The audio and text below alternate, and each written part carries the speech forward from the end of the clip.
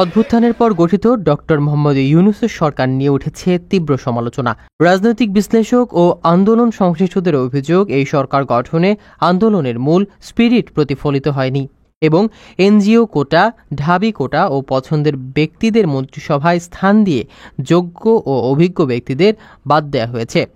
অভিযোগ উঠেছে সরকারের জবাবদিহিতা ও নীতিগত সমন্বয়ের অভাব ছিল প্রকট। গুরুত্বপূর্ণ দায়িত্ব পেয়েছেন অনভিজ্ঞ ব্যক্তিরা, ফলে আহত ও শহীদদের পুনর্বাসন কার্যক্রমও ব্যাহত হয়েছে। মন্ত্রিসভা ও প্রশাসনের মধ্যে দ্বন্দ্ব, অহমিকা ও নেতৃত্ব সংকট, সিদ্ধান্ত গ্রহণে গড়িমসি তৈরি হয়েছে। অর্থনৈতিক ক্ষেত্রে স্পষ্ট রোডম্যাপ না থাকা, ঘন ঘন নীতি পরিবর্তন ও বিদেশি পরামর্শদাতাদের ওপর অতিরিক্ত নির্ভরতা পরিস্থিতি আরও জটিল করেছে। আইনশৃঙ্খলা পরিস্থিতি অবনতির পাশাপাশি বিচার প্রক্রিয়ায় স্থবিরতা দেখা দিয়েছে।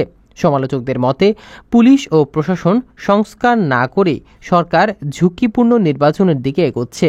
এতে রাজনৈতিক শূন্যতা ও অস্থিতিশীলতা তৈরি হওয়ার আশঙ্কা বাড়ছে।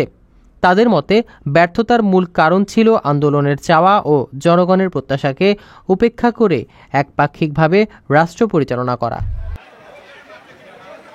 প্রিয় প্রবাসী, আপনার নিরাপদ ভবিষ্যতের জন্য অর্ধেক দামে আজই ফ্ল্যাট বুকিং করুন। ঢাকায় প্রবাসী সিটি দিচ্ছে সীমিত সময়ের স্পেশাল অফার। জমি ও ফ্ল্যাট একসাথে, যোগাযোগ করুন স্ক্রিনে দেওয়া নাম্বারে।